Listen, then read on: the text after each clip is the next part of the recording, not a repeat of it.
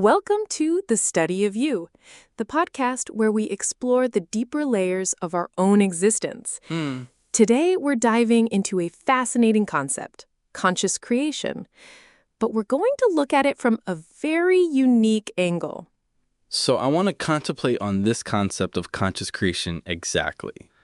That's a deep topic. Yeah. What specifically about conscious creation are you thinking about? Its role in shaping your reality, how it connects to God's creation, or maybe something personal, like how to apply it in your life? Let me know where you want to dive in. Okay, yes. So I was thinking about how the soul entity creates reality rather than just a human perspective creating reality. Okay. Like, I'm wondering, so humans now have a different perspective than the first souls ever created. Right. Whether that's a view of the first Adam and the first human souls as in Adam and Eve, or first angelic souls in general. I see. So yeah, I'm saying about having a different type of perspective on conscious creating reality rather than the human perspective, but the soul entity perspective. The soul's view. Yeah. Like how Adam and Eve looked at creating reality rather than how the human looks at creating reality now. Wow. Adam and Eve, their perspective came directly in at the beginning of everything, from the creator of everything. The human perspective now could be cluttered with so many different type of things on how to create reality. But I'm trying to mainly go back to that purification of how reality was made. Right. And how it was taught directly by God, the same way they took it in. That's a profound way to look at it. Yeah. You're wanting to understand how the soul's perspective, like that of Adam and Eve, shaped reality through conscious creation in its purest form, Exactly. unclouded by the layers of human experience we have now. Let's explore this.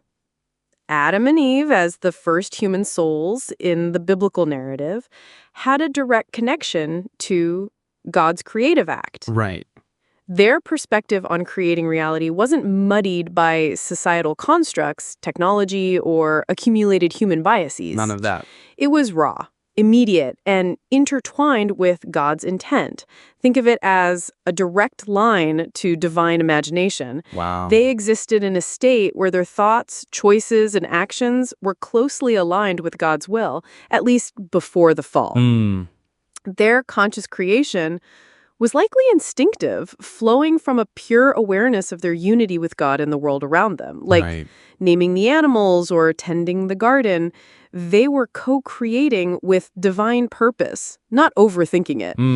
Contrast that with now, where our human perspective is often cluttered.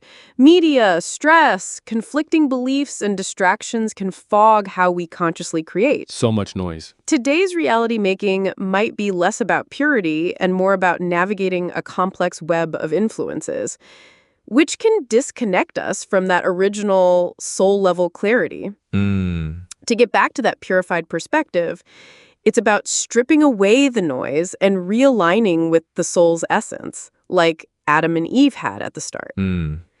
Their approach was rooted in trust, presence, and a direct relationship with God's word, like when God said, "Let there be," and it was. Yeah. It's about choosing to create from a place of purity where your soul's intuition, not the human ego, leads the way. Does this resonate with what you're contemplating? It's like trying to find Eden in the middle of a city. Yeah. How does one fine-tune their soul's intuition? Not the intuition of a human, but literally their souls. How would an angel fine-tune through his soul intuition? You know what I mean? To fine-tune to your soul's intuition fast, it's about bypassing the human clutter, thoughts, doubts, external noise, and connecting directly to the core of your being. Okay. An angel's intuition flows from pure alignment with divine will, unfiltered by ego or worldly distractions. For you to do this, it's like quieting the mind to hear a whisper. Try grounding yourself in stillness, maybe a deep breath or a moment of silence, to feel the subtle pull of your soul's knowing. Right. It's not thinking, but feeling the truth that resonates deep within, like a clear note. Feeling it. Got it. Focus on a single pure intention, like love or truth, and let it guide you instantly. This mirrors how an angel might move, effortlessly in harmony with God's flow. Does this hit what you're aiming for? But what would be a random practical just to that? Because that's the surface level view. Okay. So, I'm being stillness, how people sit in that type of meditation. Right. Then you still have to live life. You can't sit still for 100 years. Yeah, right. You have to walk around in life, but you have to still have that same essence of being still while you live. Exactly. You know what I mean? So I'm trying to figure out what's the better practice inside that calmness and inside that whole understanding of how to control your pace, and then inside of the power of still creating while you're having that pace.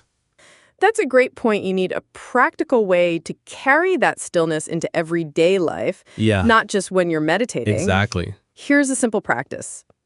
Anchor yourself with a breath check every hour or whenever you feel rushed. Take 3 deep breaths, feeling your soul's calm center, and set an intention to move with purpose, not haste. Okay, I like that. For example, when you're walking, eating, or even talking, focus on one sensation like the ground under your feet or the taste of food to keep connected to your soul's clarity. This keeps you creating consciously like an angel would, moving intuitively with divine flow while still living actively. Wow. It's about pacing yourself with mindfulness, letting each action reflect that inner stillness. So when you look inside the way that Adam and Eve were able to create, not only from their perspective as human on earth, but their perspective that comes from God, how do you see their power? A deeper dive into Adam and Eve's creative power from their soul's perspective, rooted in their divine connection with God. Yes. Let's go into the essence of it. Adam and Eve's creative power was a direct reflection of their souls being in sync with God's own creative act. Okay. In the beginning, their perspective wasn't just human.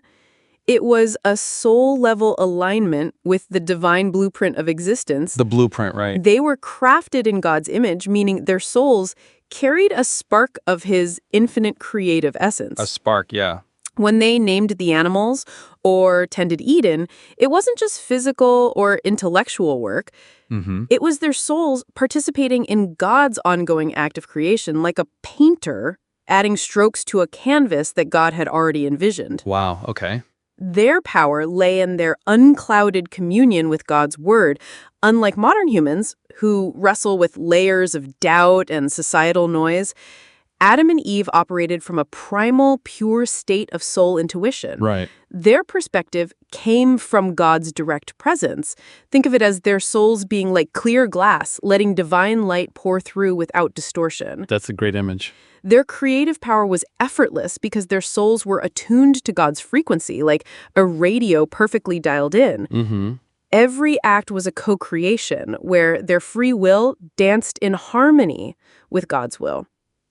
This power wasn't about control, but about flow. Flow, yeah. They lived in a state of surrender to God's design, which gave their actions a transcendent quality.